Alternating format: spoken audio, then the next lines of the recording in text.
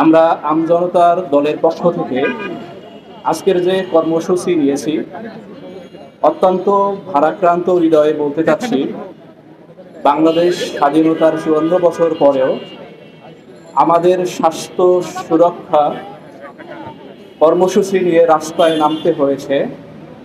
অত্যন্ত দুর্ভাগ্যজনক। স্বাস্থ্য সুরক্ষা বা স্বাস্থ্য সেবা আমাদের মৌলিক অধিকারের মধ্যে অন্যতম একটি। বিগত ৫৪ বছরের মধ্যে কোনো সরকারই এই স্বাস্থ্য খাতে পর্যাপ্ত বাজেট রাখেনি। যতটুকু বাজেট ছিল সেটুকু লুটপাট করা হয়েছে, সিন্ডিকেট করা হয়েছে, এই স্বাস্থ্য খাতকে অকেজো করা হয়েছে। এখানে বিদেশি কোনো ষড়যন্ত্র আছিল কিনা সেই বিষয়টিও আমাদের দেখতে হবে।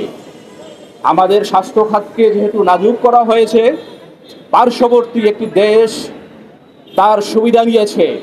আমাদের দেশ থেকে উন্নত চিকিৎসার নামে আমাদের পার্শ্ববর্তী একটি দেশে বিলিয়ন বিলিয়ন টাকা চলে গিয়েছে। তাই আমরা বলতে চাই, আমজনতার দলের পক্ষ থেকে বলতে চাই, সরকারি হাসপাতালগুলোতে স্বাস্থ্য সেবার মান উন্নয়ন করতে হবে, বাজেট বৃদ্ধি করতে হবে, ডাক্তার এবং স্বাস্থ্যকর্মী পর্যাপ্ত পরিমাণে রাখতে হবে। রোগীদের জন্য যেই পরিমাণ ঔষধ বরাদ্দ থাকে সেই ঔষধ নিশ্চিত করতে হবে।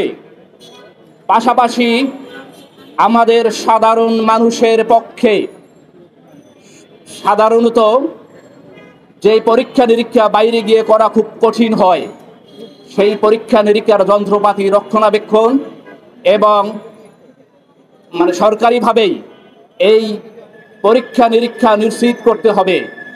লুটপাট বন্ধ করতে হবে, খাবারের মান সুনিশ্চিত করতে হবে। এই বলে আমি আমার বক্তব্য শেষ করছি।